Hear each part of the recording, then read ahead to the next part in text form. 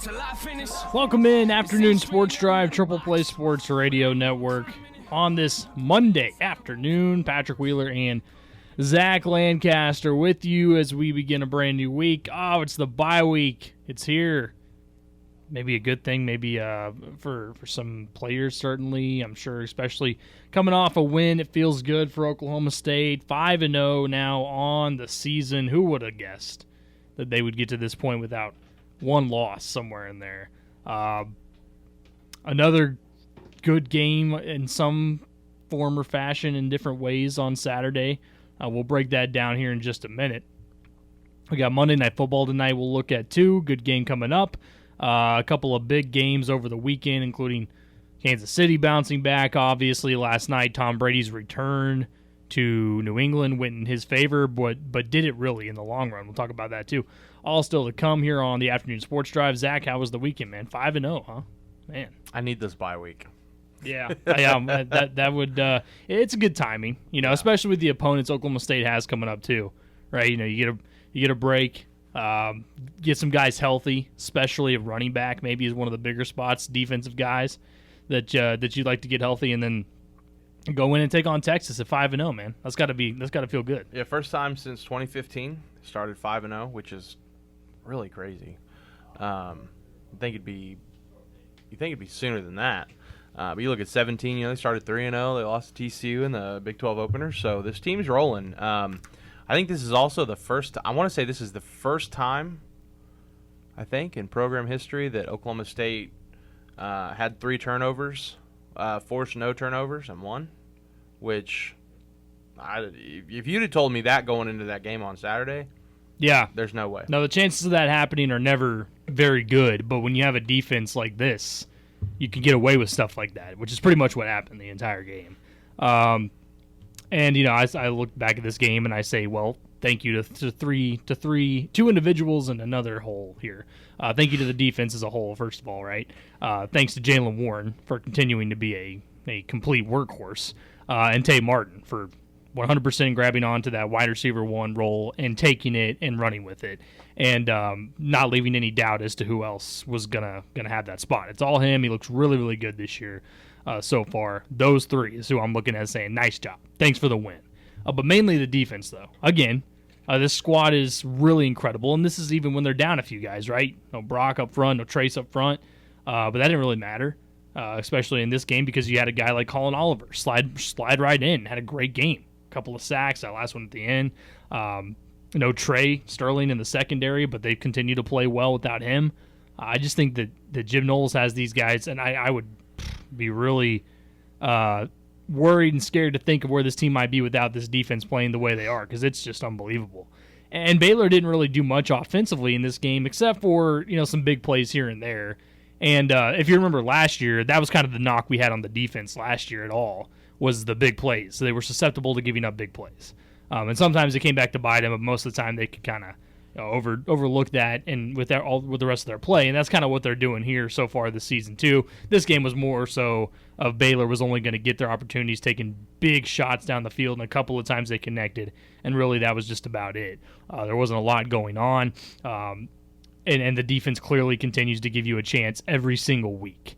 And I mean, we say this, Zach, but it's true. It's just rare to have a squad this talented, right? That's why I think a team like Oklahoma State is looking at this year saying, man, we don't want to – first of all, we'd like this to be a staple, right? Become a staple in this team is to have just an elite defense all the time.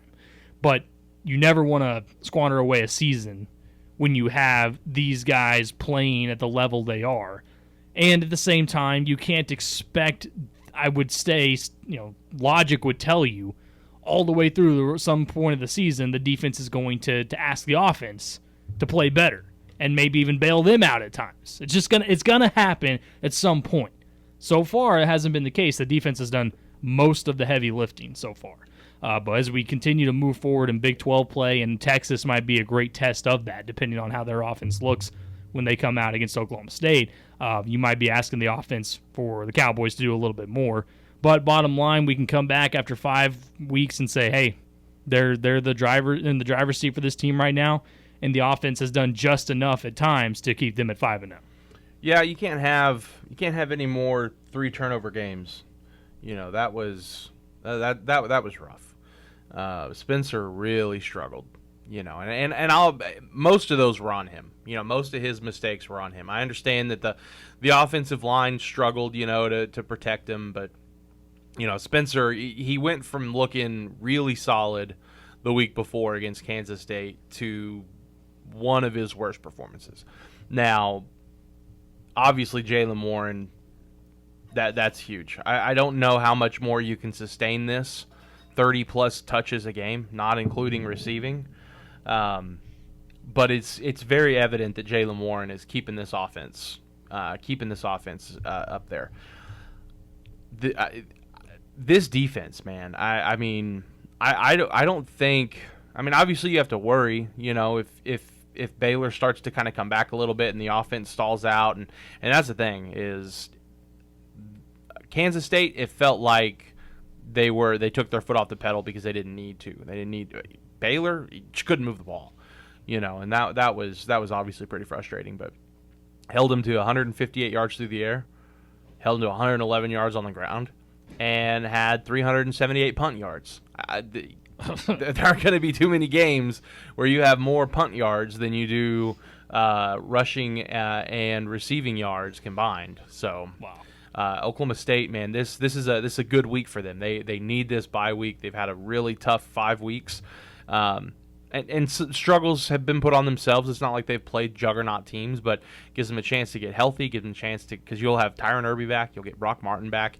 You've seen that Colin Oliver has really turned it up, so you've got another piece there on the front. Give Spencer a chance to kind of settle down and figure it out. Give Alex Hale a chance to settle down and figure it out. Give Jaylen Warren a chance to relax, and kind of rest his body, and you can get you have to figure it out, but in theory, you should have at least one more running back on the roster. So that's going to be huge. I don't know if it'll be LD or if it'll be Dez. It's going to be Dez. LD's out for the year. Oh, didn't hear that. No, according to Robert, LD is out for the year. Oh, look at that. Yeah. I didn't pay attention to that. So Dez is planning on. I think they're planning on having him back. They were supposed. Well, he was supposed to suit up on Saturday, just because, but he didn't. So should have him back. And this defense, they're rolling. This is one of the better defenses in the country. And talking to Jim Knowles afterwards, I mean, they are incredibly confident.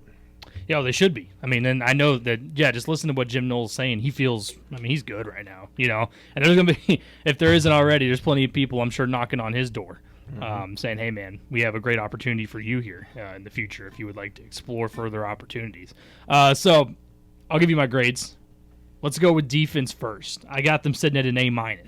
And it's a great performance, obviously, minus just a few big plays. You take that out, and it's as good of a performance as you can ask for.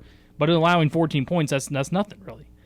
You should always be able to beat 14 points, no matter what you're doing, unless your offense just completely falls off the rails. And like you mentioned, you were able to beat 14 points with three turnovers. So that shows you right there. But overall, I thought they just got after it again. Every single time they're out there, they're up to the challenge. When the turnover did happen, they saved the day, right? Like all 3 times on the picks. Malcolm again, just all over the place, 11 tackles. Really no surprise there anymore. And you've got guys that are stepping into roles this year that you were asking them to do a lot more than they had done in the past, and especially in the secondary, and I think we're seeing that. So it's great. I think overall this is, again, I don't know if it can sustain this level of elite performance, because this is basically what this was. It was if you took away the big plays completely, this is an elite defensive performance we just saw against Baylor. And I did think it also kind of showed, like we had talked about the week before, that this Baylor team, if you look back to a week ago, no way they should have beat Iowa State, right? You look at a couple of special teams issues that Iowa State had, and that really cost them the game. Because this Baylor team did not look anything like I think some people were expecting a 4-0 team to look like if they hadn't been watching them. They come in this week against Oklahoma State, and they can't move the football, like you said. So I don't know what you think about that, but I went with A- for the defense. Yeah, I think that's pretty fair. I mean, you look at some of the plays that Baylor had, and there were a couple of bigger plays. There was a 40-yard reception from Estrada. Thornton had a 44. So there were a couple of big plays that I don't think should have happened, and it's one of those things where you go back to the week before, you go back to the week before, you go back to the week before. Offense couldn't stay on the field. The defense was on the field a lot, and then you get towards the end of the third quarter, into the fourth quarter, and there were some plays where there were some drives that the defense was allowed to stay on the sidelines for an extended period of time. There was that really weird sequence towards the end of the fourth quarter when Oklahoma State's driving. Baylor calls a timeout, and then back on the field, and then there's an injury that takes a little bit, and then there's confusion with the play clock, so Oklahoma State has to call a timeout. That you go back. So, I mean, we're talking like 15 or 20 actual minutes where the defense is able to stay on the sidelines, and then you come up with two massive stops on those final drives. Colin Oliver comes up with a big sack at the end of Baylor's last drive, and to turnover on downs there, and then there's, I think you go back a drive earlier than that, and it was there was a turnover on downs. I mean, this Oklahoma State defense is absolutely playing lights out, and it's very evident that if the Oklahoma State offense can stay on the field and sustain a drive and move the ball just a little bit and give that defense a chance to relax and catch their breath, they're going to come up really, really big. I mean, they didn't give up too many yards the final couple drives of the game. So you give them a chance to relax, this defense is going to be lights out, going to be stellar all year. Now you give them an extra week leading into Texas. Yeah, I think an A- is pretty fair, and honestly, I wouldn't have any qualms with giving them just a straight A. The Baylor with 99 total yards in that first half, and then 77 on 2 plays, right? I mean, that just kind of exactly shows you just how little they were able to move the football in the first half especially. So really nothing going on for them, and Oklahoma State's defense clearly up to the task. Offense, C+ for me. Guys healthy, getting guys back that are healthy now like Tay is huge. Hopefully, like we mentioned, Des Jackson in a couple of weeks can spell. If you get him to be a guy that can spell Jaylen Warren, I think that's huge for the backfield. Like you said, Spencer just didn't play well. And this was kind of the cue the Larry David meme again, like I told you before, where it's like, because there were times he made a couple of really nice throws. The Rashad Owens touchdown was great. It was a great throw. The catch to, the catch that Tay had when he's on the sideline tiptoeing. Yeah, great catch, but a great throw. Only where Tay could get it. Other than that, my goodness, he looked completely out of sync. And if it weren't for Jaylen Warren carrying the load literally again, which the amount of carries he's had and the amount of workload he's had since he busted out at Boise State has just been unbelievable. He might be the one that needs this bye week the most, right? Give him some time, man. Let him rest up, because I think the workload's going to continue when he comes back. So I give it a C+ overall. Again, Jalen saved the day, but if that defense isn't playing like they did in that game, Zach, and you're asking Spencer Sanders to save the day with his arm ultimately, I don't think you win that football game. No, there were a lot of overthrows, and not just the picks. And the offensive line plays into that a little bit. He was on the run, and that's, I had a couple people that were like, man, how come they don't just pull Spencer? I was like, well, Spencer got out of several situations and picked up some yards on the ground. If Shane Illingworth is back there, it's like 15 sacks. It's a national record or something. And I like Shane. I think Shane's going to be a great quarterback for Oklahoma State, but in a situation like that, it's just not feasible. If it hadn't have been for Jaylen Warren, and if it hadn't have been for the touchdown throw to Rashad Owens, probably looking at a D+ maybe. Jaylen Warren and I understand the throw from Spencer was the touchdown for Jaylen, to Rashad. Yeah. So I mean, Spencer plays into that, yeah. But those two guys right there, Rashad Owens and I will say this, Tay Martin with a Tylan Wallace-esque catch down the sidelines. Yeah, so, great. That really plays catch into it as well. Yeah. He has really stepped up and playing really, really well. So C+, probably drop it down to a C. Okay. I've got special teams at an A- this week. I thought Tanner was really good. Tanner Brown, really solid, man. Yeah. Do you think that he might have won that job?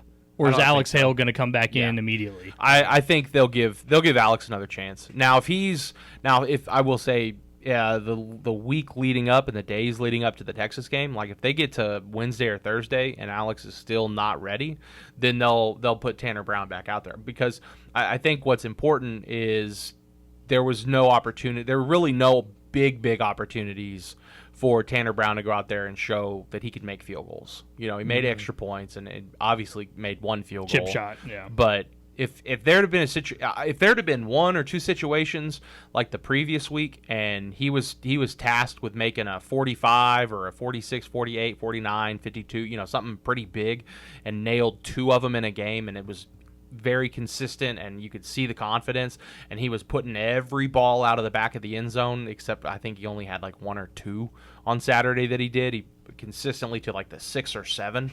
If he was putting them out of the back of the end zone and making really impressive field goals, he's the guy. Then I think you say, yeah, he's probably the guy. But you didn't really give him that chance, and I think Alex is still the guy until Alex isn't the guy. Well, I think it'll be short lease situation here. Agree. Same thing with Spencer. Right. Like that was my thought process with Spencer going into it. If Spencer has it, I'll say this: if Spencer cost them the game on Saturday, I would have a hard time trusting to put him back out there. Yeah, it'd be tougher to justify, that's for sure. But Tanner Brown's solid in what he did. Tom Hutton, big punts. He had one that was great. Obviously. Tommy, he had Willie's tweeting at him after the game. I saw that. Yeah, yeah, he's always. Like, I'm feeling a little thirsty. I'll see you in a bit. He's always going to get it done, man. I love it. So yeah, special teams need to improve. So that was good to see that, at least from Kansas State to here against Baylor. So overall, I give you a couple of A's basically and a C. So you're going to usually win most of those games, but when the offense is making an average grade, it's got to go up because we're about to get into a lot tougher opponents. Yeah. You look at these. I heard you and Tom talking about it. You look at these first 5 teams. We can at the end of the day 5-0. Yes, awesome. But we can draw our conclusions and understand. Would it have been much tougher if Skylar Thompson's out there for Kansas State? Yes. And we detailed even before the non-conference games of how close they were. Right. You go down to the wire with an FCS team. Now, granted, Missouri State is ranked, and they're playing well right now in the FCS, but not like you should have been. And then Boise State, it shouldn't have been like that. I know injuries we got, and Tulsa is showing how bad they are. There's a bad team this year, and they played us really well. So there's things that you look back on and say, well, we can say this and that, but 5-0, not very many teams can say that. So when we come back on the afternoon sports drive, focus more exactly on Spencer's play. Because that's the biggest thing. We kind of hit on it a little bit. Got people talking again. There are always going to be those people that want the replacement, and at times you can probably understand it. It's probably justifiable. But there certainly is a part of what he does, and I think this offense as a whole that's limited, and gives me, at least myself, a little bit of concern moving forward, even though you're 5-0. We'll explain that when we come back. This is the Afternoon Sports Drive, Triple Play Sports Radio. Screaming out at the top of my lungs, tell the world that I found the one. Whoa, my baby's hotter than the golden sun. You make my heart beat like a bass drum. Listen to me now. Welcome back in Afternoon Sports Drive, Triple Play Sports Radio Network. Monday afternoon, Patrick Wheeler and Zach Lancaster with you as we continue to rock and roll here on the program. All right, so Oklahoma State 5-0. And personally for me, I'm thrilled, obviously. I mean, that's great. That's an amazing start. I've picked them in all these games so far. I haven't picked against them yet, but I have been, after a couple of picks, it's like, kind of, I hope that comes true. And it has. So, yes, I'm happy about that. But I also know where this team is limited. And Spencer Sanders, first of all, he's never, ever going to be a traditional pocket passing quarterback. In case anyone still had any questions about that, he is never going to assume that role. There would be too many adjustments for him that he would have to make. And in college, you can survive if you can run and if you can throw on the run. In the NFL, you can't, unless you're an elite talent, and that's pretty rare. Spencer Sanders, he's not an elite talent. His rushing ability, though, is what saves him every single week. And when you were talking, Zach, about people saying, let's go ahead and get Shane in all this, that's the only thing that is, I think, keeping Shane from entering right now. We're at this point. It was kind of the same last year when people were talking about it. If he could not run the football as effectively as he can, talking about Spencer here, there's no way he's still out there. It saves him all the time. And it's the worst part about it is that it's still the inconsistency. That's always been there with him, really. And then he can't shake it, because against Kansas State, not a bad performance at all. Mm-hmm. Second half, we've talked about why it really went that way, but overall a pretty solid game. Then he turns around here against Baylor, and it's just a bad game, man. And his rushing ability, again, I talk about, if it weren't for that, it wouldn't just be Shane in for him. He would be a below-average quarterback. I really do think that. I'm not sugarcoating it. It's just what I think is the case with him. But the inconsistency, why I mentioned that is because I said before the break, he did have a few really nice throws, obviously. So that arm talent, sometimes it's there, but it's never there enough, and it seems to not be there sometimes when you need it. So the interceptions are pretty much, to me, just at this point, unacceptable. The third one aside. It bounces off Rashad Owens' face mask. Okay, that was a good throw. He should have caught that. You can't blame that one when it pops up in the air. But the other two, there's really no excuse. Zero excuse. And it drives me crazy when I hear and see people still trying to make excuses for it. Like, you're not a freshman quarterback anymore. Those are bad throws, ones that should never be made. It's not that hard. You throw the ball away. It's really not that hard.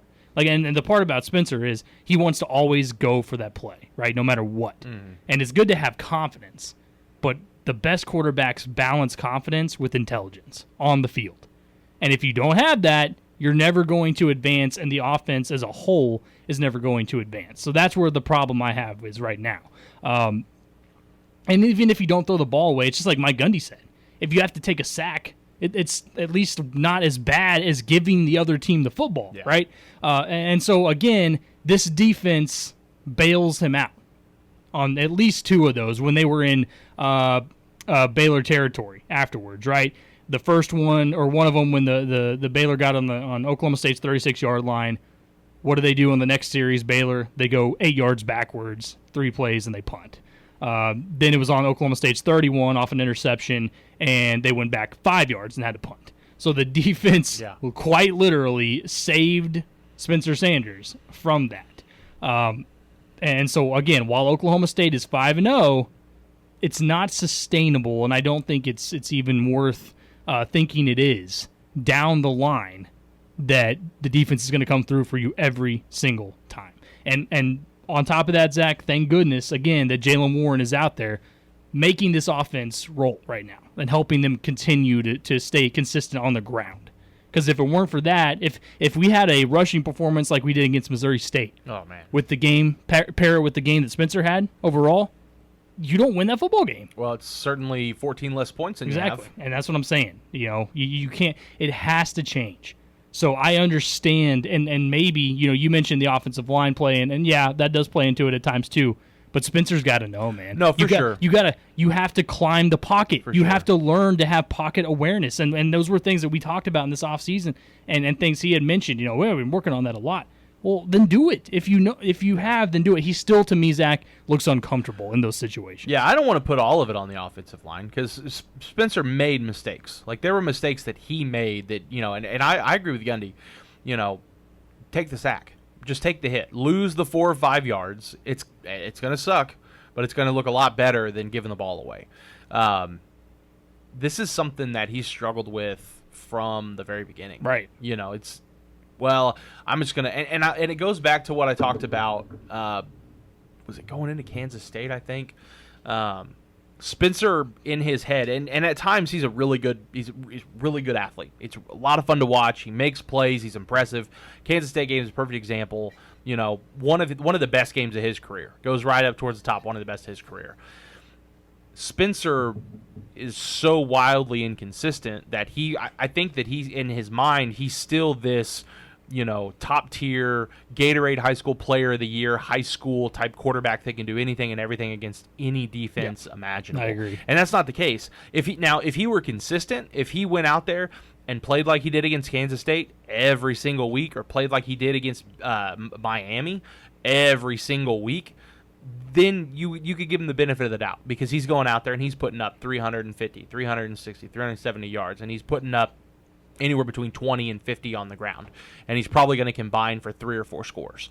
That's really, really impressive. But when you go from 344 yards through the air and combining for 3 touchdowns to all of a sudden you can't hit the broadside of a barn without throwing it to a defender, then something has got to change. Well, and that was a big part of his success that we documented against Kansas State was he didn't turn over the football.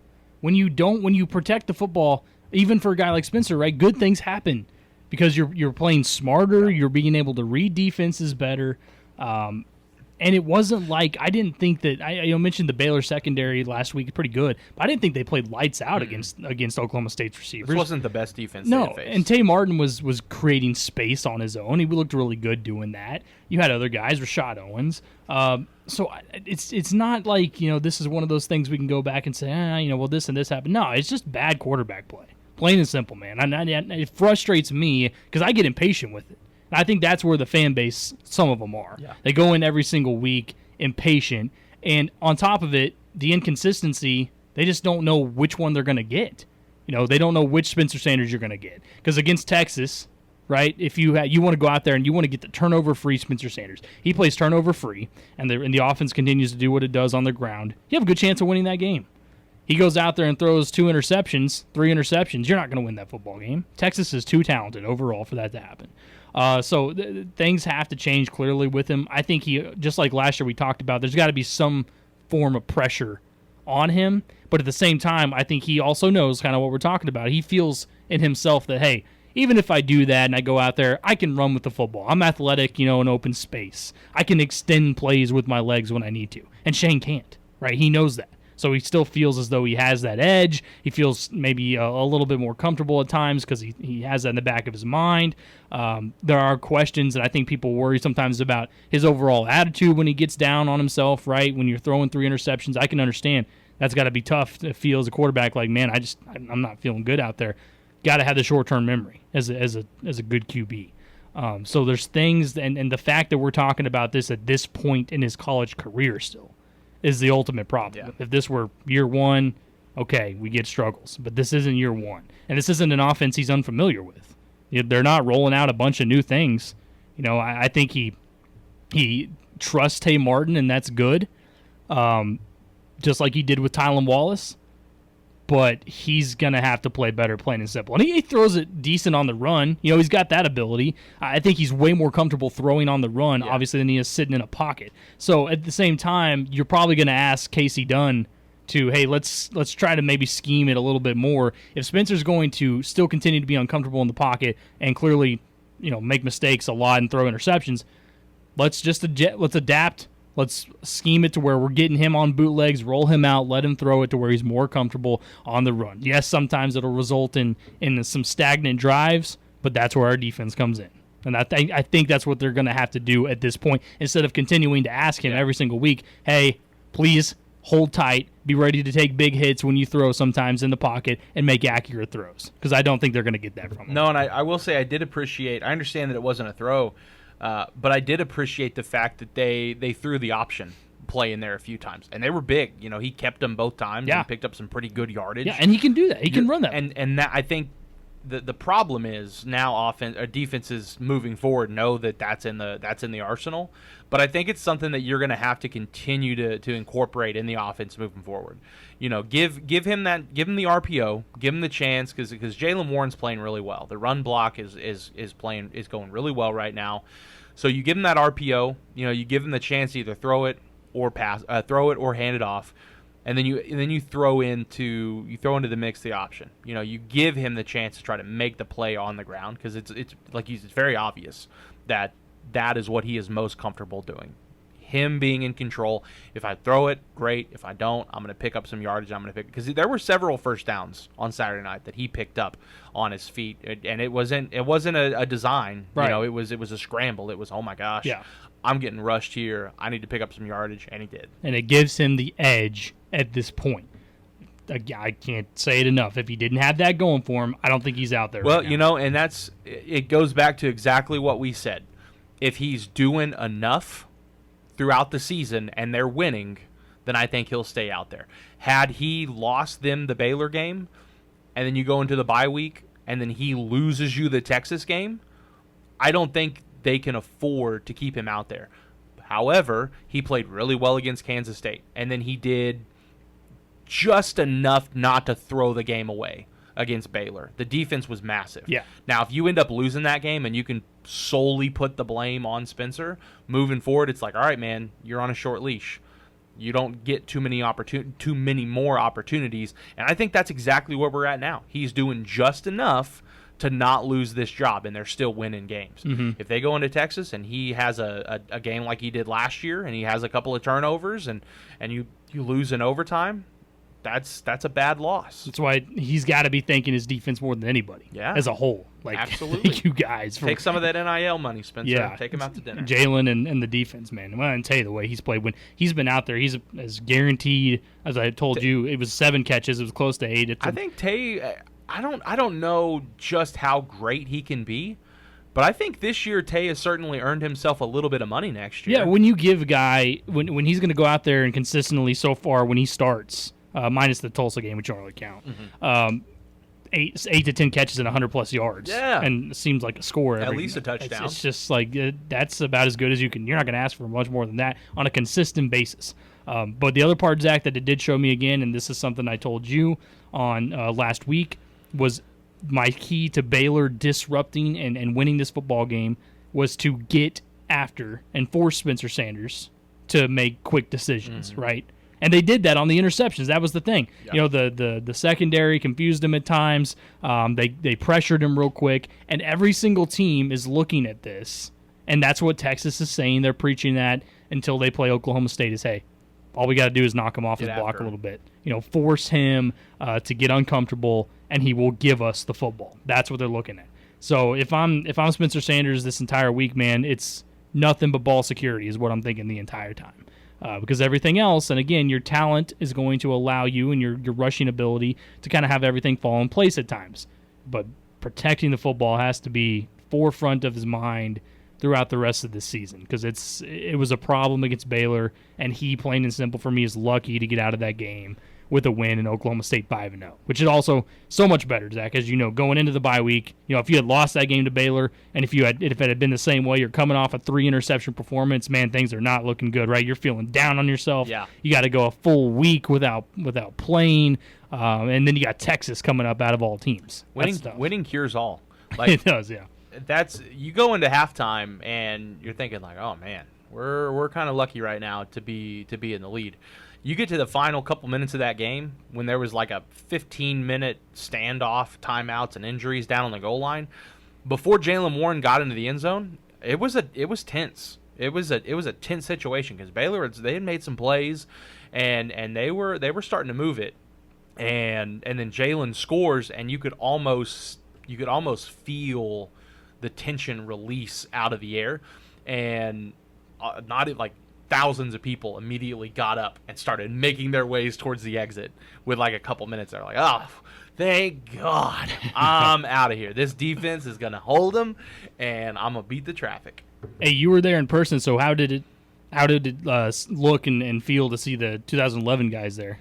It was a spectacle there. Was it as big of what you thought? I didn't see it. Oh, okay. You didn't see it. Okay. No, never mind. No, I was busy. Okay. I had stuff I had to do. I wasn't even by the windows. Oh, you weren't by okay. No. Okay. I will say though, I've watched a lot of video. I could hear it, and I was, I think they brought him on. I don't know if it was before the band or if it was after. I think it was after the band. But you could feel it. I mean, you could hear it, you could feel it. It was pretty cathartic, I think, for a lot of people. And I think this will be the first of several trips back to Stillwater for Justin Blackman. I think that's the thing, right? I think this is one of the first times he's been back. Yeah. I'm not saying the first, but I think it's one of the first, and certainly the first, I think, in like an official capacity. And I think this is going to be the first of many of this group of guys and Justin coming back on like official trips and stuff. That was the thing I saw. Most people loved, obviously, and were anticipating, and huge ovation. And well, I think what's important, this was a big game in terms of, this was the alumni game. So Right. you had Barry back, you had the 2011 championship team back. It was funny. Gundy comes in. The first thing he says is like, "Yeah, I brought Barry into the game after, or the locker room after the game to meet the running backs. He hates doing that kind of stuff, but I made him do it." It's like Jalen Warren first met Santa Claus. They looked like Santa Claus. And then Tay Martin gets up there and he's like, man, I met Justin Blackman. He shook my hand. I'm probably not never going to watch watch this thing it. for, Yep. probably never going to watch this thing again. Like, that's the kind of stuff. Like, you look at, and Gundy admitted it. He said, we have not done a good job.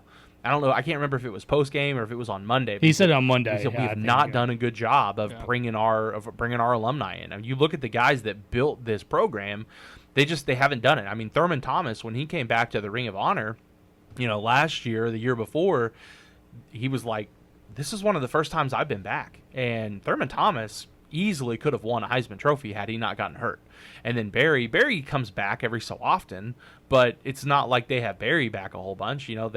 Brandon shows up, but this is one of the first times they've had him down on the field as an official capacity. Same thing with Justin Blackman. I understand you got a lot of guys playing in the NFL, and you kind of see him wandering around on the sidelines on their bye weeks, but Oklahoma State, and I've listened to Rashedi Jones, and they are incredibly enthusiastic about getting some of these alumni back and trying to, because they have not done a good job. It's been admitted several times, and what better way to get recruits in the door and to get big time talent than say, hey, Tay Martin, we understand that you've had a solid career. We know you're at Oklahoma State. How would you like to meet the only two-time Biletnikoff Award winner? Oh, he played at Oklahoma State. And then you use that as a recruiting pitch. Hey, we're going to have we know that you're one of the top receiver recruits in the country. We got a two-time Biletnikoff Award winner. He's going to be in the house this Saturday. How would you like to make your trip? Well, we're going to have the only Big 12 championship quarterback in Oklahoma State history. He has all these records. Guess what? He's going to be here on Saturday. We'd like you to come and meet him.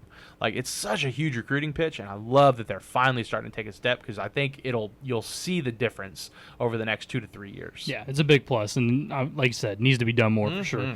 We come back on the afternoon sports drive, round out this first hour. Monday Night Football tonight, Raiders-Chargers. Wow, it's a much more exciting game this used to be in the past right here. The Raiders thinking they're the best team in the league. The Chargers might have something to say about that.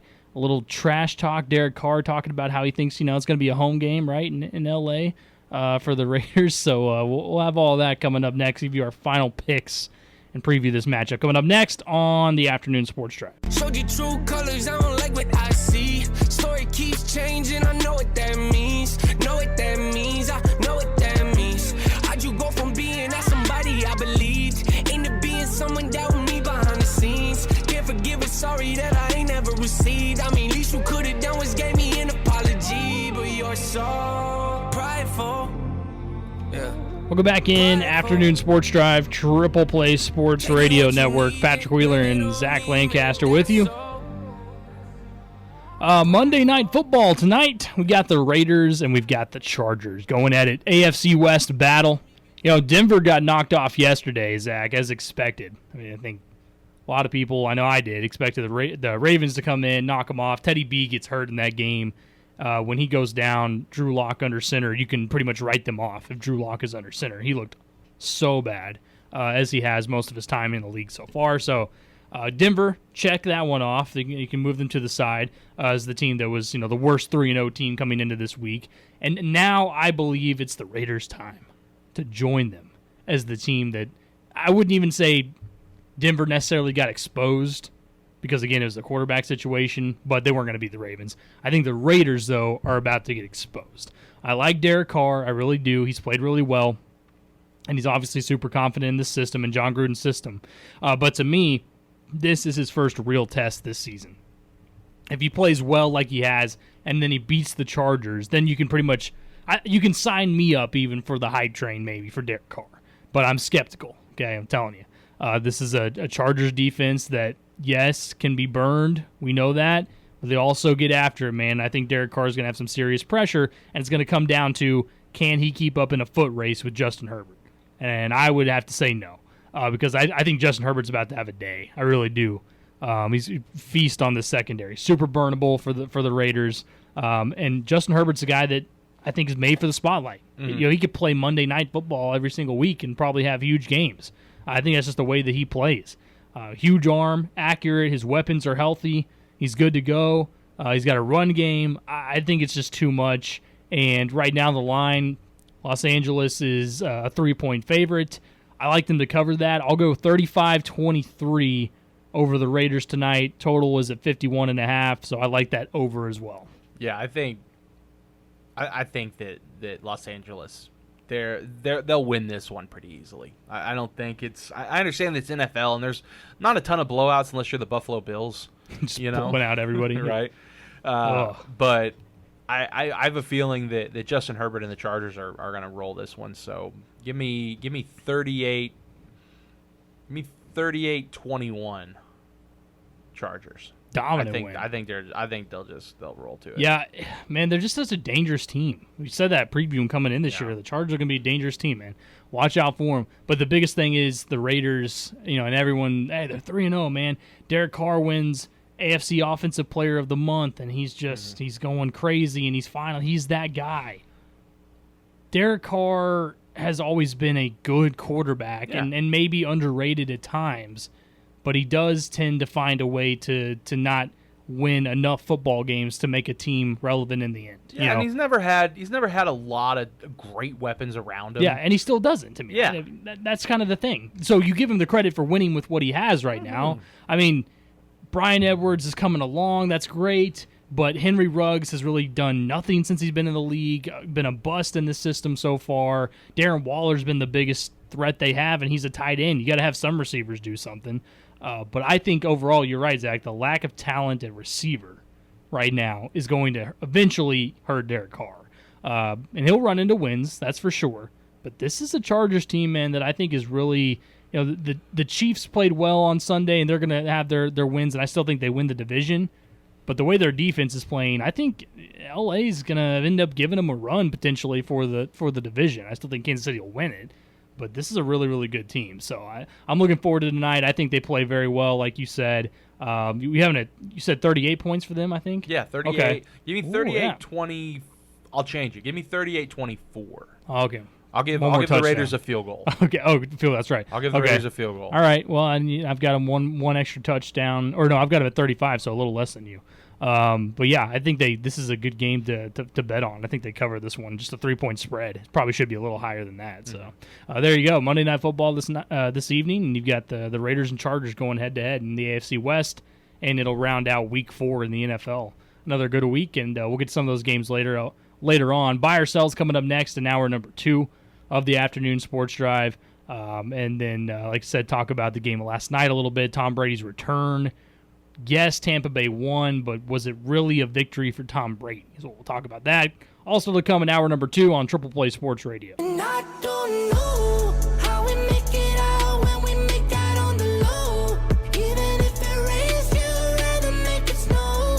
Both you and me know we gotta let it go. Laying on the ground, wondering why it's so cold. How we make it out when we make out on the low. Even if it rains, you'd rather make it snow. Both you and me know we gotta let it go. Laying on the ground, wondering why it's Welcome in hour number 2, afternoon sports drive, Triple Play Sports Radio Network. Patrick Wheeler and Zach Lancaster. Live today from Triple Play Sports Radio studios. To get started in hour number 2, we'll get into some buy or sell. Are you buying? I'd buy that for $1. Or are you selling? You pick up the phone and you sell. This is Buy or Sell on the afternoon sports drive. Make money, make money. Buy or sell on the afternoon sports drive. I'm going to go straight to the workhorse that is Jaylen Warren.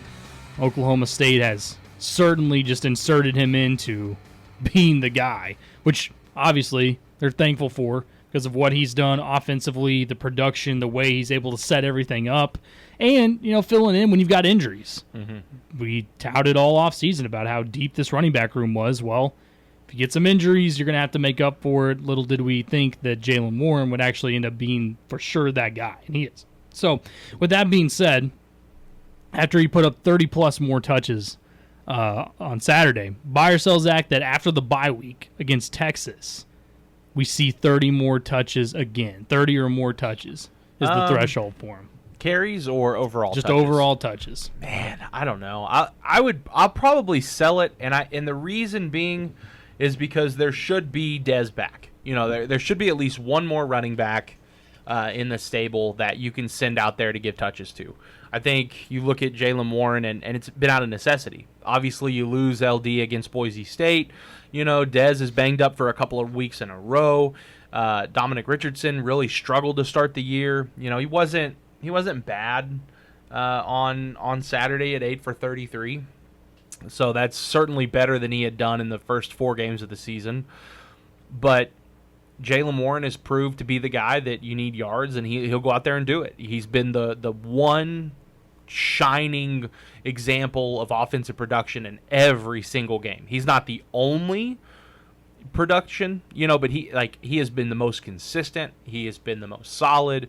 I think he has 6 touchdowns on the season, 5 or 6 touchdowns. I mean, it's just absolutely insane through 5 games.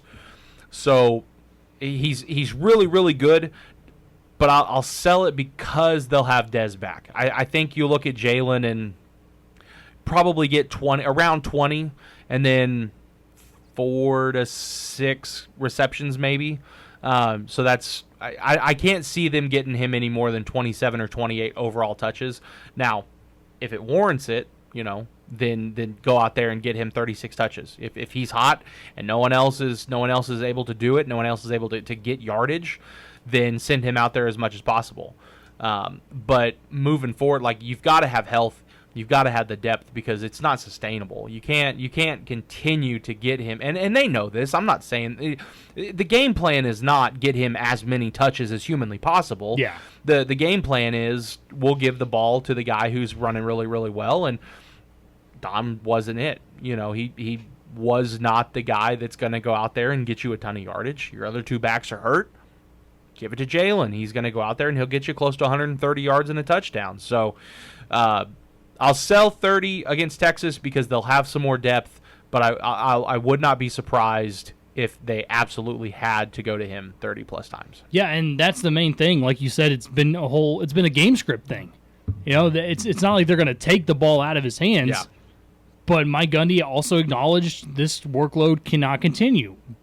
But at the same time, if they're in the middle of a game and he's producing on every carry, or at least giving you, solid yards and setting you up, you're not going to. You know in the back of your mind, and Mike Gundy does in that situation, he's like, man, I wish I could give Jaylen a breast here, but I just can't. I cannot take the ball away from him at this point. Well, and I would have to think, he's a first-year player, so we can't talk to him, but he came to Oklahoma State to produce. He came to Oklahoma State to put up yardage. Yeah, and that's what he's personally, I think, fine with it. Yeah, right? if he's healthy, if he feels okay, then give him the ball. And that has to be probably what's going on during a game too. I'm sure it was the case yesterday or Saturday against Baylor. Was they probably were asking, "Hey man, can you do this? Are you still good?" Hell yeah, and he was like, do it. "Yeah, you know his answer. He's a competitor. Yeah, give me the ball." He would carry it 50 times if he needed to. Yeah.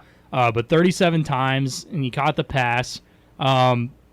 And I saw these numbers, so the last 3 games, that makes it 96 times that he's carried the football in the last 3 games for 469 yards and 4 touchdowns. They said that the year that it was the record-breaking season for Barry Sanders in 88, he had 373 carries that season.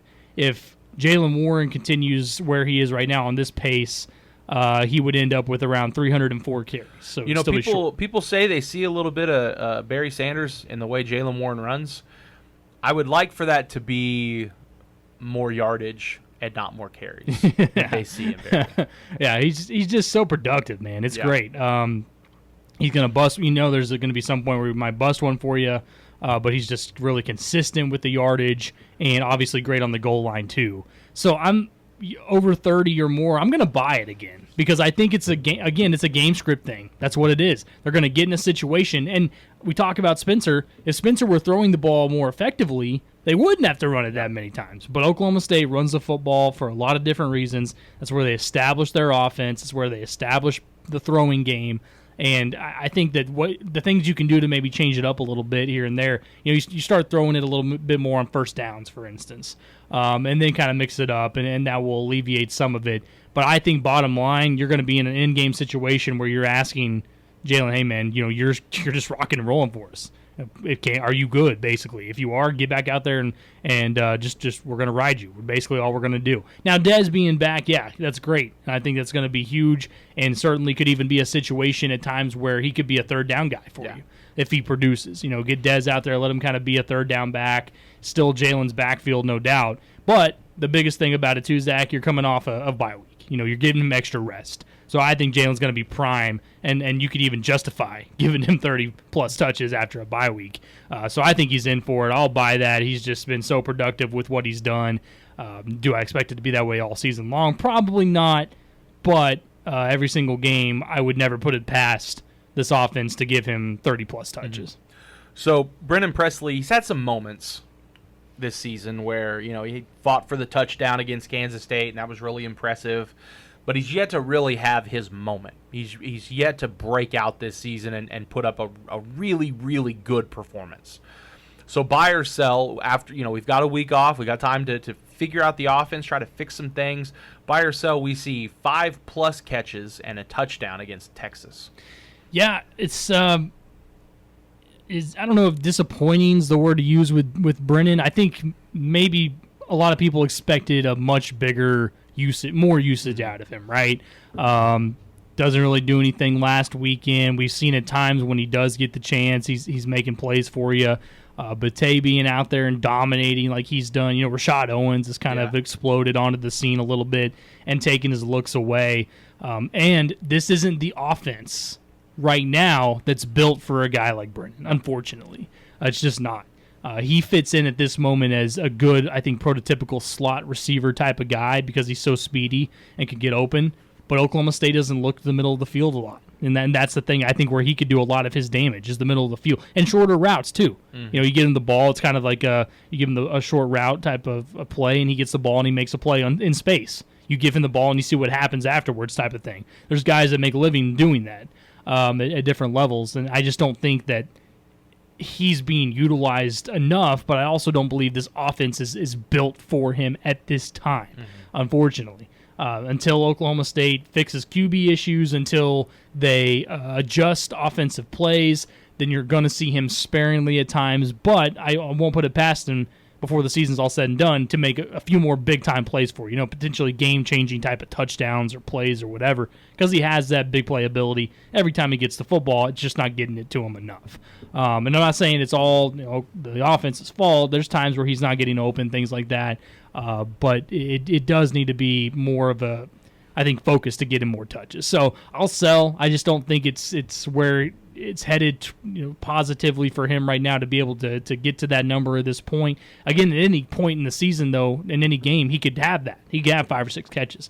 But it's too inconsistent for me right now to be able to buy that with a lot of confidence. Yeah, that's kind of where I am because, and I don't fault Brennan. I think what you said is pretty important. The offense just hasn't clicked the way it needed to in order to get him those touches.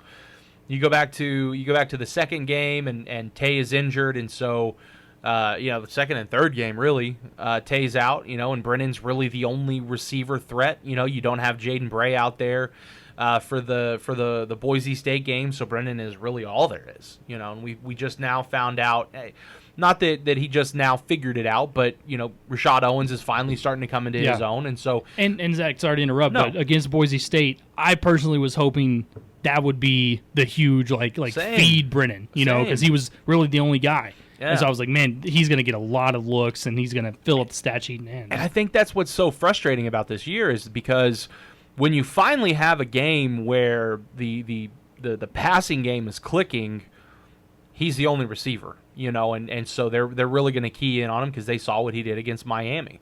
And then when you finally have the weapons back that, Brennan can kind of hide behind a little bit and maybe get some good yardage and get a score here, get a score there, the passing game goes to crap, and so it's been a bit of a crapshoot for Brennan this year.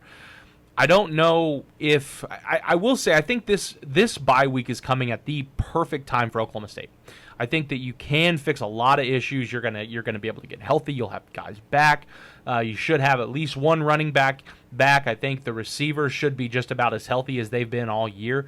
Wild to me, Saturday was the first time since Casey Dunn took over as offensive coordinator that he was able to send out the same lineup 2 weeks in a row. That's crazy, yeah. Which just blows my mind to think Whoa. about. But when you go back to last year, they were banged up. Sure, Start yeah. of the year, they were banged up. Yeah, the first 2 games in a row, first 2 game period that he's had the same starting offensive lineup. I think there is very possible you could see a 3rd game in a row come up against Texas. So would it be, if it were at home, if it were in Stillwater, I would think that there'd be a better chance Spencer kind of calms down. Although he plays well on the road, it's really weird. So I'll buy that he gets 5 catches, but I'll sell the touchdown. I don't know if I have a lot of confidence in Spencer right now to truthfully give you an answer that I could say, yeah, Tay Martin's going to get his, and it's going to be enough that Brennan's going to get his, and Rashad Owens is like, I don't think he'll have a game like he did against Baylor, but I don't know if he'll have a Kansas State where he's 65% of his passes for 400 yards. Yeah, and Spencer, with the emergence of Tay, is kind of falling back into that role of, you're going to look for Tay every single time. Yeah. And until he, it goes back to everything we've talked about with him, gets those reads down and looks secondary to a guy like Brennan, and Brennan's open, I just don't think we're going to see a lot of production. I was looking at this, and the numbers specifically against Baylor made me think about this with Spencer, too. He has had a tough time against Baylor, plain and simple. In 3 starts, 5 total touchdowns, 6 interceptions, and 2 lost fumbles against Baylor. I think 3 touchdowns. I think 3 came last year. Yeah. when Baylor had no one on defense. That's just not the team he wants to face. That's for sure. I'm going to go to a former Oklahoma State running back. Chuba Hubbard got his first start yesterday with the Panthers against the Cowboys. It was a modest effort. You look terrible. Yeah, and Dallas is apparently a really good defense. I'm all of a telling you, sudden, man, their defense has really shocked a lot of people. Clearly, right, with the injuries, they played pretty well overall, and there were a couple chances for them close to the goal line. But having a guy like Sam Darnold who can use his legs, he's gonna steal touchdowns away from a guy like Chuba. But he ends up with 13 carries, 57 yards, had 2 catches for 14 yards. It was good to see them go to him in the pass game a couple of times late in that game too, because that's an area we know he struggled in a little bit. But in this offense, if you're going to be a starting running back with Carolina, you got to be able to catch the football. So we know that Christian McCaffrey's out for at least 2 more weeks. They get Philadelphia next week, which on paper that's a cake matchup. Their defense is really burnable. Buy or sell that Chuba gets his first touchdown this coming Sunday against the Eagles. Yeah, I'll buy it, because you're going from one of the better defenses in the NFL to one of the worst defenses in the NFL. They're not the worst, but they're certainly not great. Chuba's starting to, this will be a week that he's like, all right, my 2nd straight week, preparing to be the guy. And you go from, like I said, you go against really, really, really good defense, and he didn't play terrible. It wasn't great, but he wasn't terrible. It was very serviceable, very manageable. It was a decent effort. I like it. I think that Chuba's going to have a good game. I think he'll go out and have 50, 60 plus rushing yards and maybe a short yardage score, somewhere within the 20, but somewhere between the 10 and the 20. Give me 14 is popping up. Give me a 14-yard touchdown run for Chuba. I like it. I think that this is going to be a really good confidence boost for Chuba moving forward. Yeah, a couple of times he showed the patience that he had, but there were also a couple of plays where the play was collapsing, line was squeezed in. He's somehow either bouncing it out or he's squeezing between everybody. He's getting a few extra yards. There were a couple of really good runs that I think were good for his confidence overall. And they were down on the 1 yard line that one time, but they do the quick. I think if I remember correctly, Sam Darnold just went straight ahead with it. So they did. I mean, he should have had a touchdown. He probably should have had 2 because they were down around the goal line a couple of times where Sam Darnold scored on his legs. So he probably vultured a couple from Chuba, but he was in position to do so. Commanded most of the touches, which is not a surprise. He's going to play more than Royce Freeman is overall, and I think that this is a great eye test for Carolina and all teams moving forward. That, hey, can Chuba handle a full workload for multiple weeks? Because it's going to be at least a 3-week thing. And I like Philadelphia. The chances against that defense to have a really good game. Clyde Edwards-Helaire yesterday, 100-plus yards with Kansas City, runs over Philadelphia. He was gashing them most of the game. And the Carolina offensive line isn't terrible. They're going to open up holes for him. So I like it. I'm going to buy it. I think he has a good chance to do so. And it was, again, the most encouraging thing to me. While he did cede some passing work at times, he did have 4 targets throughout the game, some of it in garbage time, but he looked comfortable when he caught the football afterwards. He wasn't, looking upfield too early. He was comfortable catching the ball. And I thought overall he just looked like a pro back out there. Yeah. He looked good. He looked like he was in the right system there. He felt comfortable. And you could tell after big plays, he wasn't trying to get flashy. He wasn't celebrating real huge. He was content with what he did, got right back and did it again. So I like that workload and that workmanship mentality he had. So I thought my dad was going to fight somebody yesterday.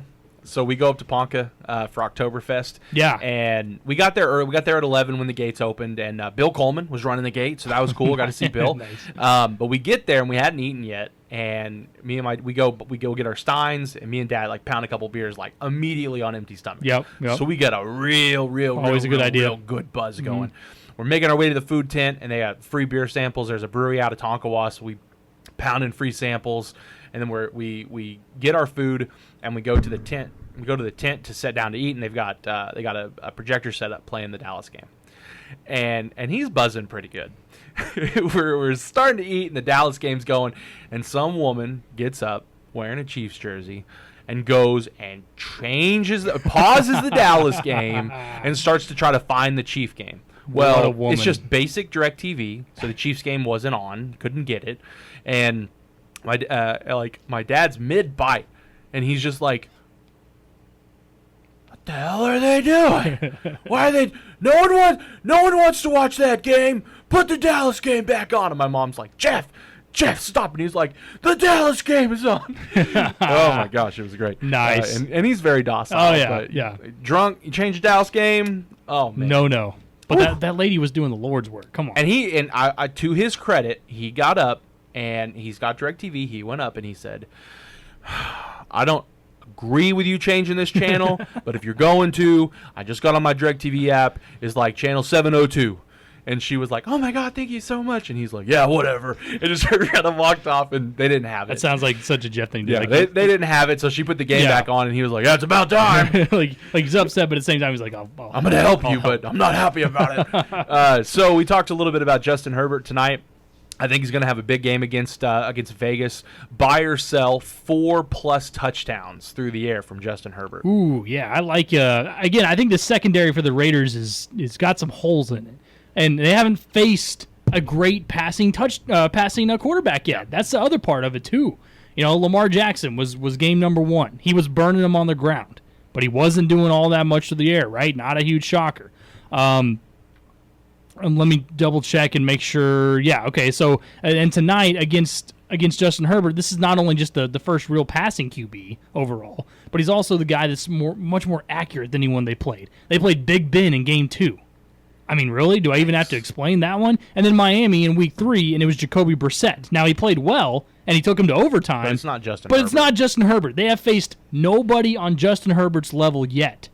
And that's why I think that they're about to get exposed, torched, or whatever you want to say tonight, because they haven't faced this guy this season, and he's feeling as confident as ever. And he's got all these playmakers. It's easy to talk about Keenan Allen because he's one of the better receivers, underrated, great for 10 catches a game. But Mike Williams has emerged as a stud this year, a guy that every single year everyone's like, man, he needs to be used more. He's huge. He's a big-time receiver, big body, great catching ability, and he's been on fire through the first few games. So adding that layer to the passing game for Justin Herbert, you got those two guys. You got Austin Eckler, who's makes a living catching the football out of the backfield all the time.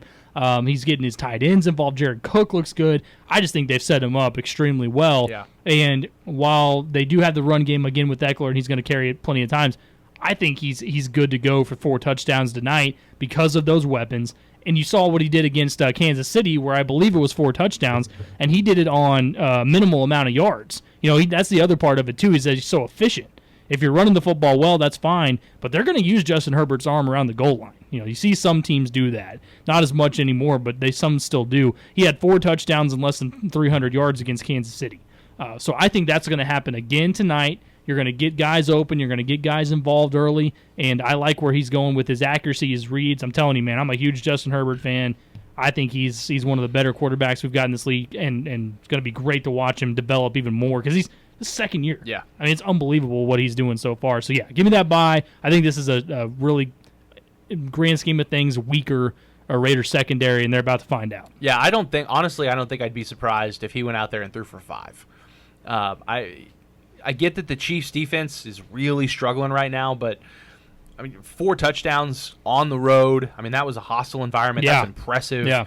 You know, you're going up against another defense that's struggling, that's got some weaknesses, and I don't think the personnel that Kansas City does. So I think Herbert's going to go out there, and I think he'll get 4 easily, and he'll be pushing for 5 towards the end of the game. Yeah, I think he's going to have a huge night, man. I really do. It should be a fun one this evening, Raiders-Chargers. We come back on the afternoon sports drive. Well, Kansas City got back on track as probably expected against Philadelphia. Andy Reid reaches an incredible milestone. Really unbelievable what he did. We'll look at that game. Also, Tom Brady made his return to Foxborough last night. Was it lovey-dovey between him and Bill Belichick? We all saw the hug at the end. Always an awkward time, right, when Bill Belichick gives you a hug. That was a fun one, too. So I want to talk the Dallas game. Yeah. Put the Dallas game back on. What the hell? and Jeff upset about the Chiefs playing. We come back. We'll talk about all that coming up on the afternoon sports drive. Well, I can't fall asleep and I'm losing my mind 'cause it's 3:30 and my brain's on fire. I've been counting sheep, but the sheep all died, and I'm trying too hard, but I can't not try. Well, I can't fall asleep and I'm losing my mind 'cause it's 3:30 and my brain's on fire. I've been counting sheep, but the sheep all died, and I'm not dead yet, so I guess I'll be alright. You love it, don't you love it? No, I ain't happy yet. Welcome back in. Afternoon Sports Drive. Triple Play Sports Radio. Patrick Wheeler and Zach Lancaster. Well, Zach, last week, the Chiefs season was over. Last place in the AFC West, 2 straight losses. Not looking great. Patrick Mahomes struggling. Tyreek Hill not doing anything. Season's over. Oh, but we all love what the Philadelphia Eagles provide on defense. And that isn't very much. So much so that Patrick Mahomes was able to literally just use Tyreek Hill in the passing game. That's it. Like, nobody else even came close to any of the production that Tyreek had. 11 catches, 186 yards, 3 touchdowns for Tyreek Hill. Patrick Mahomes, another huge day. And he's still overall, for what he's done, 5 passing touchdowns. He threw the 1 interception, but it didn't really matter in that game with what he did. It's really just unbelievable. Travis Kelce was the only other receiver, or pass catcher, I should say, that had more than 2 catches in the game. I mean, that's what he was able to do. But it does go to show that I think the emergence maybe of Josh Gordon is going to be bigger than at least some people think, and that you can hope. Because McCole Hardman, oh man, it just isn't working. There's no true wide receiver 2 on this team. So I think they need Josh Gordon to step up. But obviously yesterday they were going to do whatever they wanted to against that defense. And a good thing, too, because Jalen Hurts overall played pretty well. The Chiefs' defense, man, it's the only thing holding them back. And they need Frank Clark back. He wasn't back yesterday. He was injured again. They need him back. Willie Gay might be back at linebacker next week, so that could be good. But I'm telling you, they're about to face Buffalo next Sunday night. Shootout Central probably coming up here because Buffalo's defense isn't great by any means right now either. But this is a game coming up where they're really going to need some sort of stopping on defense. But I said I made my prediction that this was a perfect bounce back week. Patty and Tyreek were going to go ham, and they did exactly that. Because this is an Eagles squad that while they've got some power on offense, and it was cool to see Devontae Smith. He's playing really well. He's got over 100 yards in that game. They're going to surrender a ton of yards offensively. The coolest thing maybe out of this game, besides those performances, Andy Reid, 2 different teams now that he's coached, the Eagles and the Chiefs, and he did so in Philadelphia. 100+ wins with 2 different teams. That's something. So was it Patrick Mahomes, I think, who said, what he did in Philadelphia was great, the success that he had. But when you look at Andy Reid overall, you see Kansas City. And I think True. that's fair. You know, I mean, you look at, he won a Super Bowl. Was he the coach that won the Super Bowl for Philadelphia? Yeah. I thought so before he went to Kansas City. So I mean, he wins a Super Bowl. You know, with what he did at Philadelphia. I mean, it can't go unnoticed. I mean, he took a franchise and made him successful, and then he goes to Kansas City and. I think it's fair to say that they were a struggling franchise. They were. Alex Smith had taken them to the playoffs, and you know he was okay, but they were kind of like the Raiders. They were just a team. You know, they can win some games, but that's about it. And I understand that Patrick Mahomes is the big time. He is what made the Kansas City Chiefs what they are now. But if you have a guy like Adam Gase with Patrick Mahomes, chances are you're probably not going to be that successful. Well, and getting a guy like Mahomes allowed Andy Reid more of his creativity to come out. Absolutely. Where he's designing an offense that has plays that we've never seen before because you're able to do things with these playmakers. So it really just brought that out in him. That and it allowed management to go out and say, all right, we have a coach, we have a quarterback, we can do more, so let's get more. Let's go out and let's put together a good offensive line. Let's bring in some big time playmakers on the offensive side of the ball. Last year and the year before, they had a really good defense. So let's bring in pieces and put success around Patrick Mahomes and give the pieces to Andy Reid. So it's impressive. You probably won't see too many coaches that are doing what Andy Reid's done. Yeah, it's really unbelievable to do that at two different places. The success he's had is incredible. I thought the most impressive thing about yesterday with the win was, I told you guys this last week, why it's so frustrating when you have back-to-back weeks of Tyreek Hill not doing anything. Arguably the best receiver in the league. He's so fast. The speed is unbelievable. Great hands.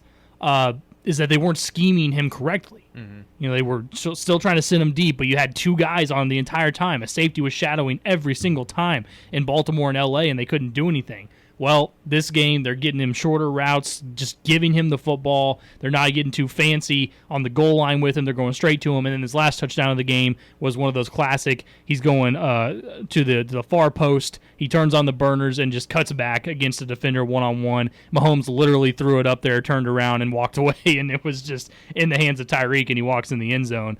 So that's what you have to do, because he has that ability to go insane every single week. But just scheming him correctly is all the Kansas City has to do to really just blow it up, and everything else builds off of it. Rarely are you going to have a game where Travis Kelce doesn't really do anything. They didn't need him in this game necessarily, but you open Tyreek up, everything else just kind of flows in. And if Josh Gordon comes in, obviously people in the organization are saying, man, he looks great already. We're excited about it. We just want to make sure he's got the offense down. I think he has a chance to be a big part of what they do moving forward if he can stay, good and clean and all that stuff. So I'm looking forward to that. I think it's going to be a heck of a game next Sunday. Buffalo and Kansas City. It always has been with Josh Allen and Patrick Mahomes, but the way these two teams are playing right now, Josh Allen literally didn't even have to show up to yesterday's game, and they were going to beat Houston. So them coming off huge blowouts, capping it off next Sunday is going to be a lot of fun. So I'm excited for that. But great for Kansas City, needed this bounce back. Great time, as far as scheduling.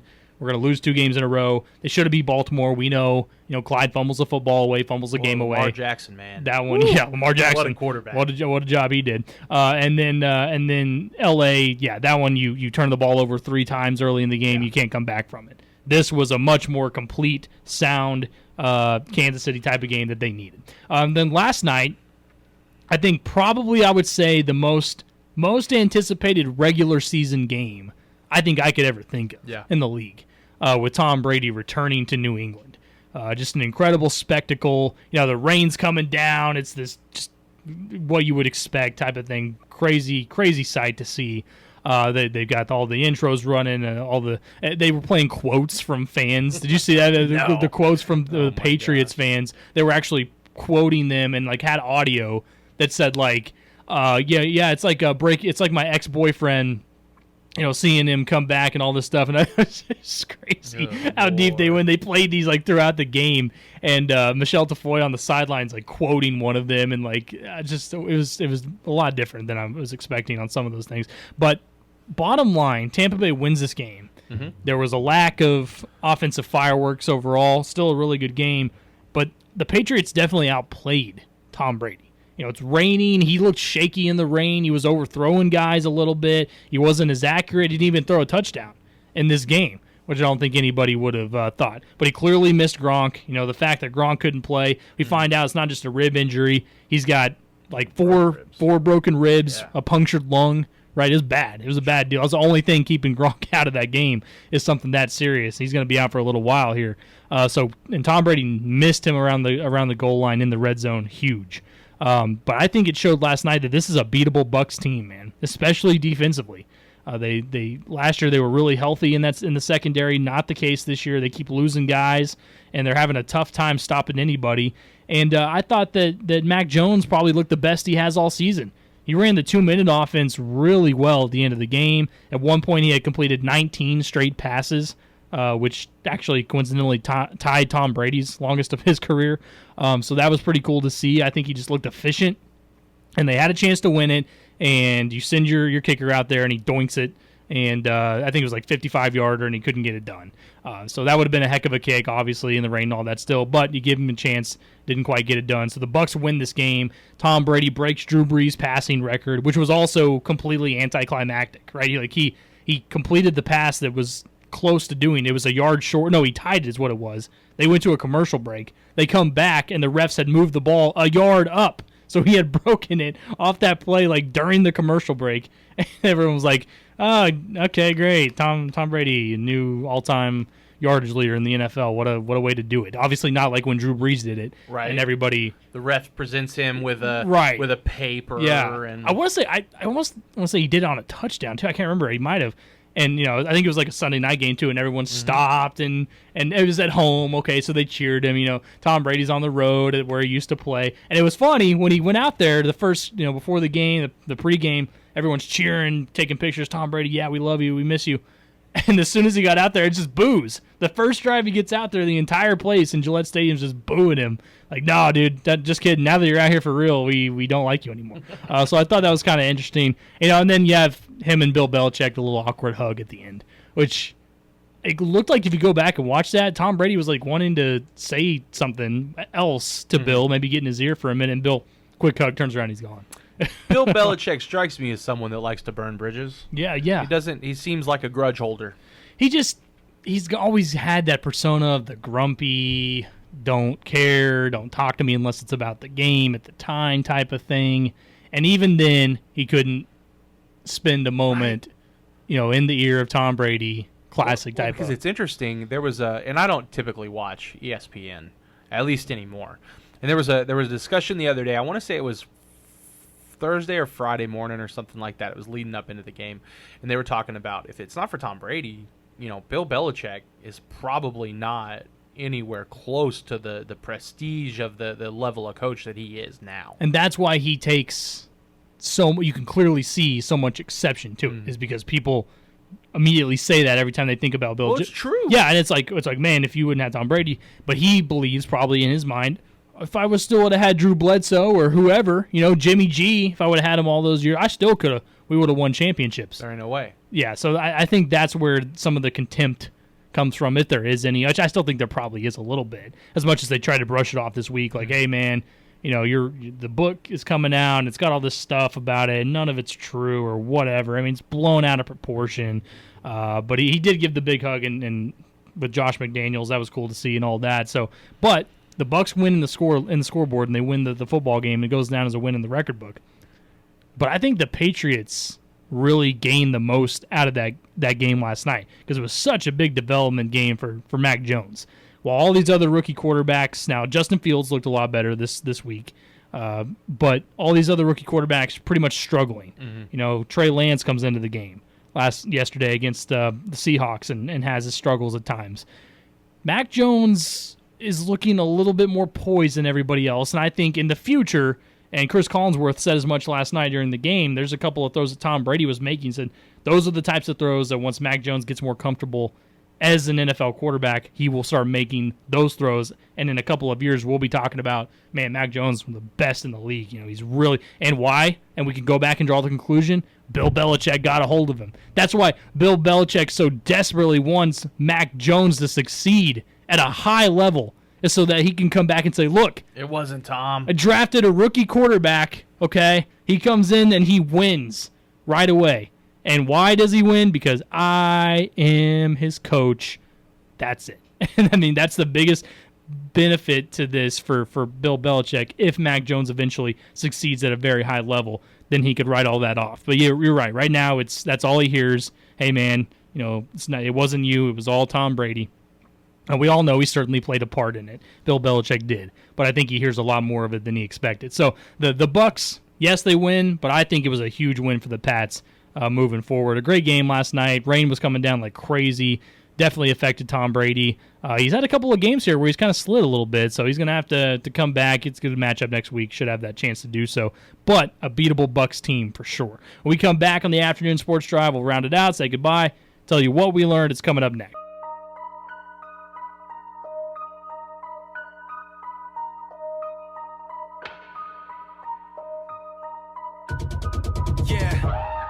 Levitating off the blacktop.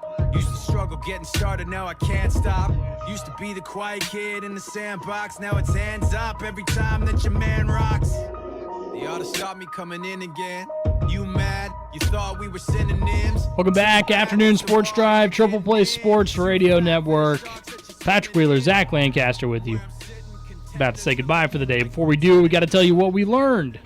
The day is coming to an end. Time to find out if these two got any smarter. Let's find out what the guys learned today on the Afternoon Sports Drive. Well, I learned something today. Zach, I learned that the Jets, Oh, the man. New York Jets, actually got a win yesterday against the Tennessee Titans. Yeah, Matt Amendola. Yeah, he did. Yeah, Matt Amendola with the kick. Oh, Philly. He's played really well this season. Yeah, he He's has. arguably the best player on the team.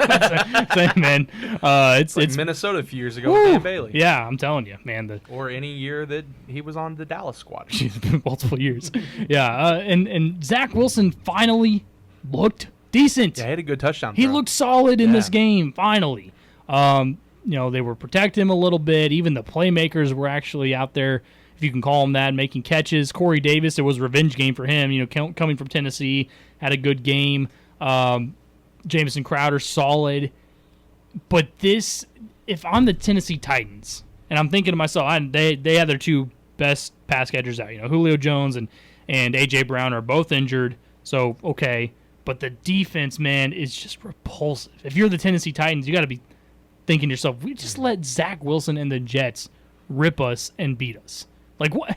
Of course, it was a great game for Derrick Henry. He was the only one that was going to do anything. Ryan Tannehill played surprisingly well, actually, for those lack of playmakers. But that defense has to be thinking to themselves, that's like the loss of the year for them. Like, how do you recover from allowing the Jets? I mean, do people realize how bad this Jets offense really Fold is? it up. And you let them beat you. It's over. Unbelievable to see that. I mean, good for the Jets. I honestly didn't know if they'd win a game this year. Last year they managed to do it against the Rams, right? Shock the world. And that ended up getting them Zach Wilson. They better be careful. They're not going to get a top 3 pick if they keep this up. Chill, Jets. Y'all need to calm down. Yeah. You need a couple more difference makers before you start winning more games. You know that the Jets ownership's probably like, all right, that's it. They're probably like, okay, we got the quarterback, but guys, let's go after an offensive line or something. We'd like some more pieces. Yeah, chill, We man. need some pieces. Let's call this a win. We told you guys before the season started, you got one win all year long. Now, it's not our fault you chose week 4, but don't you expect to do it again all the way through, man. We are not going to be that second team. We're going for Houston thinks they're going to be the team. They're actually tanking successfully right now. Come on. Well, they got their win out of the way, too.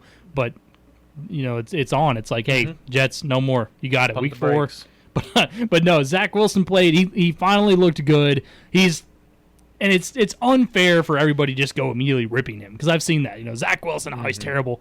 Look at the situation he's in. He knew this going into it was going to be so hard for him to succeed, especially early on. But 21 of 34, 297 yards, 2 touchdowns. He did have the interception, but it really wasn't his fault because Corey Davis fell down when he was running the route. But I thought he looked a lot better. It was a lot more impressive, and that's a solid win. You say, hey, we beat the Tennessee Titans. Great win overall. Thanks to Matt Amendola, obviously, at the end, getting that kick in. So, yeah, good overall team win, but even the Jets found a way to get it done. Yeah. This has been the Afternoon Sports Drive, Triple Play Sports Radio. That's Zach Lancaster. I'm Patrick Wheeler. We'll be back tomorrow and keep rocking and rolling. Until then, everyone have a fantastic Monday evening.